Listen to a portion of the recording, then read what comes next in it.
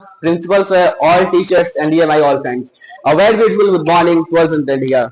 My name is Aditya from class 10th, and I am here to deliver a Hindi speech which is based on अब हमारा समय है। पढ़ाई का मौका, इसे हम दो चीजों में तोड़ते हैं। एक है पढ़ाई और दूसरा है मौका। जिस प्रकार एक प्लांट की ग्रोथ के लिए दो चीजें होनी नेसेसरी होती हैं, एक होती है हवा पानी और दूसरी होती है मिट्टी। उसी प्रकार एक मनुष्य के अच्छे व्यक्तित्व के निर्माण के लिए दो चीजें होनी नेसेसरी होती हैं, एक होती है पढ़ाई और दूसरी होती है उस पढ़ाई को करने का उतना ही अच्छा मौका। जैसे कि एक प्लांट है, उसको हमने प्लांट किया, लेकिन उसको अगर हम अच्छी मिट्टी में प्लांट नहीं करेंगे तो भले ही उसको कितने अच्छे से हवा पानी दे, लेकिन वो अच्छे से ग्रो नहीं कर पाएगा। उसी प्रकार अगर कोई मनुष्य है, उसमें पढ़ने की कैपेबिलिटी तो है, लेकिन अगर उसको पढ़ने का अच्छे से मौका ना मिले तो वो अच्छे से पढ़ नहीं पाएगा और उसका व्यक्तित्व तो उतने अच्छे से नहीं निखर पाएगा। और हमें तो आज की इस मॉडर्न टेक्नोलॉजी का इतना थैंक्सफुल भी होना चाहिए, जिसकी वजह से आज हमारे पास इतने सारे रिसोर्सेस अवेलेबल है, जिसकी वजह से हम लोग अच्छे से पढ़ सकते हैं। मौका सभी को मिलता है, वक्त सभी का आता है, बस कोई चाल चल जाता है तो कोई इसे बर्बाद कर जाता है। लेकिन ये मौका हमेशा से ही एक समान नहीं रहा है। हमारे समाज में हमेशा से अमीरी गरीबी ऊंच नीच, कभी सोर्सेस अवेलेबल थे तो कभी नहीं थे। जैसे कि 5th सेंचुरी के आसपास लोग वेलम के ऊपर लिखते थे। जैसे कि कोई जानवर मर गया तो उसकी छाल को निकाला और उसके ऊपर लिखना शुरू कर दिया।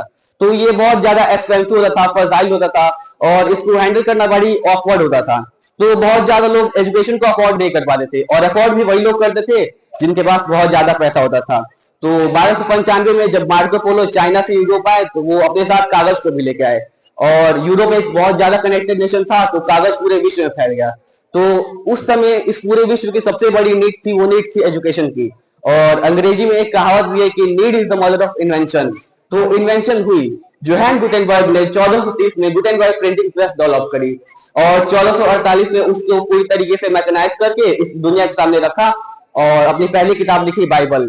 बाइबल इन्होंने इसलिए लिखी क्योंकि उस समय पे लोग अपने धर्म से बहुत ज्यादा रिलेट करते थे। और जब इन्होंने प्रिंटिंग प्रेस बनाई तो इस दुनिया के लोग दो मतों में डिवाइड हो गए। एक तो वो जो इस प्रिंटिंग प्रेस को सपोर्ट कर रहे थे, और दूसरे वो जो इसको अपोज कर रहे थे। मार्टिन लूथर जो कि क्रिश्चियनिटी के रिफॉर्मर थे, उनको जब प्रिंटिंग प्रेस के बारे में पता चला तो उन्होंने अपना एक आइडिया पब्लिश किया है, जिसको हम लोग 95 थीसिस के नाम से जानते हैं। तो प्रिंटिंग प्रेस की मदद से ये पूरी विश्व में फैल गया। तो जब फैल गया तो बहुत ज्यादा लोग इनके साथ कन्विंस हुए और इनके साथ आके जुड़े, और क्रिश्चियनिटी का एक अलग ही सब ग्रुप बन गया जिसे आज हम लोग प्रोटेस्टेंट के नाम से जानते हैं। मोनेक्यू जो कि एक मिलर थे, जब इनको प्रिंटिंग प्रेस के बारे में पता लगा और जब पता चला कि पढ़ाई लिखाई सस्ती हो गई है, तो इन्होंने किताबें पढ़ी और अपना ये कंक्लूजन ड्रॉ किया कि भगवान तो इस धरती के कण कण में निवास करते हैं। तो जब इन्होंने ऐसा स्टेटमेंट दिया और इसको प्रिंट की मदद से जब पूरे विश्व में पब्लिश कराया, तो क्लर्जी लोग इनके ऊपर बहुत ज्यादा गुस्सा हो गए, क्योंकि क्लर्जी लोग उस समय पे ये डर फैला रहे थे कि वी आर सुपीरियर, हमें भगवान ने स्पेशल पावर के साथ बना के भेजा है तुम लोगों के ऊपर रूल करने के लिए। तो यही मॉडर्न टेक्नोलॉजी, मॉडर्न आइडिया जब अपने भारत में आए तो भारत में ऐसी रिफॉर्म हुई जिसकी वजह से आज हम सभी लोग एक साथ इस स्कूल की असेंबली में बैठ के पढ़ पा रहे हैं और सुन पा रहे हैं। और मैं अपने उन रिफॉर्म करने वालों को थैंक्स भी करता हूँ। लेकिन ऐसा कहते हैं, ऐसा कौन है जिसमें कमी नहीं, आसमान के पास भी जमी नहीं। कर्म करोगे फल मिलेगा, पसीना बहाओगे बल मिलेगा, और आज मेहनत करोगे तो अच्छा कल मिलेगा।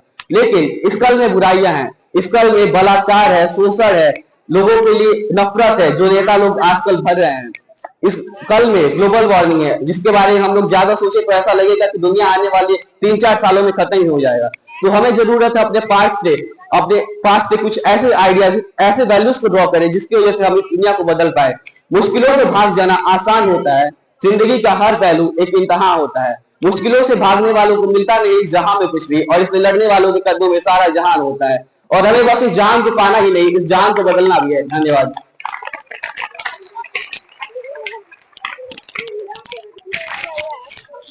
बहुत ही बहुत ही अच्छा और बहुत ही सुंदर और बहुत ही सॉलिड भाषण